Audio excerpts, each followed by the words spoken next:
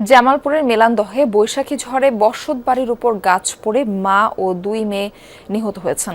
ভোরে উপজেলার নয়ানগরের দাগী এলাকায় এই ঘটনা ঘটে। নিহতরা হলেন দাগী এলাকার মৃত গনি মণ্ডলের স্ত্রী খুকি বেগম ও দুই মেয়ে ফরিদা আক্তার ও ফতে আক্তার।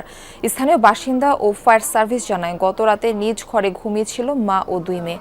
হঠাৎ ঘরের পাশে থাকা গাছে ঝড়ের কবলে ঘরটির উপর পড়লে চাপা পড়ে তারা। এতে ঘটনাস্থলে নিহত হয় মা ও দুই মেয়ে। পরে সকালে স্থানীয়রা তাদের মরদেহ উদ্ধার করে।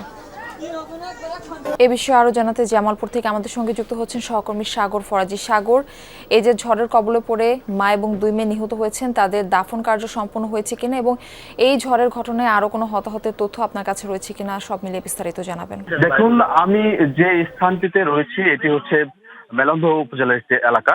আমি এখন এই ঘটনাস্থলে রয়েছি। আমরা যে বিষয়টি এসে দেখতে পেয়েছি যে মূলত এখানে চারটি গাছ কিন্তু পড়ে গিয়েছে, পড়ে ঘরের উপর পড়ে গিয়ে কিন্তু এই দুর্ঘটনার শিকার হয়েছেন দুই মেয়ে সহ একজন মা।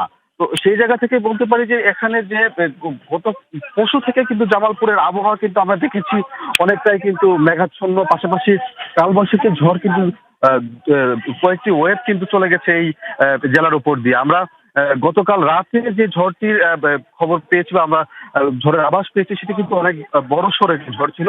এ কারণে কিন্তু যেহেতু এই বাড়িটি অর্থাৎ এই ঘরটি একদম আহ, আহ, এই যে ধান ক্ষেতের পাশে অর্থাৎ মাঠের পাশে, সে কারণে কিন্তু বাতাসটা একদম ঝটকা লেগে কিন্তু গাছগুলো পড়ে গিয়েছে। আমি যদি একটু জানিয়ে রাখতে চাই, এখন পর্যন্ত কিন্তু মরদেহগুলো এই বাড়িতেই রয়েছে। দাফনের কার্যক্রম কিন্তু আমরা এখনো আমাদের চোখে পড়িনি। তবে প্রশাসনের পক্ষ থেকে বারবারই জানানো হয়েছে যে আমি কথা বলেছি ইউনো ইঞ্জিনিয়ার আছেন তার সাথে। তিনি কিন্তু জানিয়েছেন যে তিনি পরিদর্শনে আসবেন। ফায়ার সার্ভিস আজ এসে কিন্তু তারা কিন্তু বিস্তারিত যা যা করা প্রয়োজন সেগুলো করবেন। মার্ফি।